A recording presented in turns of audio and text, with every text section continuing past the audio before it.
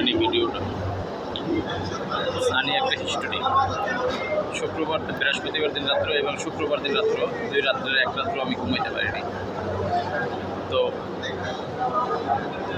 গতকালকে মানে শনিবার দিন ডিউটি করতে যখন আসছি তখন কাজ করতে পারতেছি না, ঘুমাই পড়ি। তো বিকালবেলা আমার একজনে বলে যে ভাই চা খাই আসো, চা খাইলে ঘুমটা হয়তো খাইতে যাবে।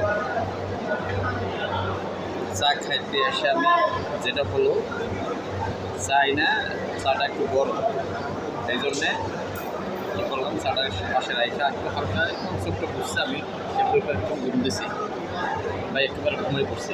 আচ্ছা, ঘুমিয়ে পড়ার পরে যখন ঘুম ভাঙছে তখন আমার চা একদম পানির সাথে ঠান্ডা। ঠান্ডাই তো চাটা পর্যন্ত ঘুমের জ্বালায় চাটা পর্যন্ত খাইতে পারিনি। তো এই অবস্থা, ঘুম এত একটা খারাপ জিনিস যা নোটিশ ছাড়া চলে আসে।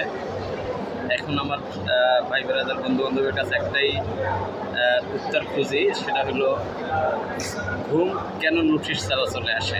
আর একটা বিষয় হচ্ছে যে আমি যেখানে চাকরি করি এখানে সিকিউরিটি ভাই আছেন, হ্যাঁ, এরা সবসময় সিকিউরিটি দেন, কিন্তু এই যে একটা বড় জোন, এই জোনটার ভিতরে বাকি আমার এই গার্মেন্টসের মধ্যে কীভাবে ঘুমটা ঢুকে, তাহলে কি তাদের দায়িত্বের অবহেলা?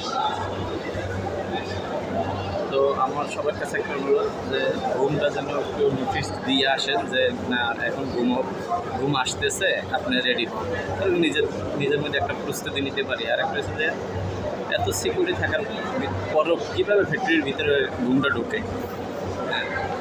এই দুইটার উত্তর আমার খুবই প্রয়োজন।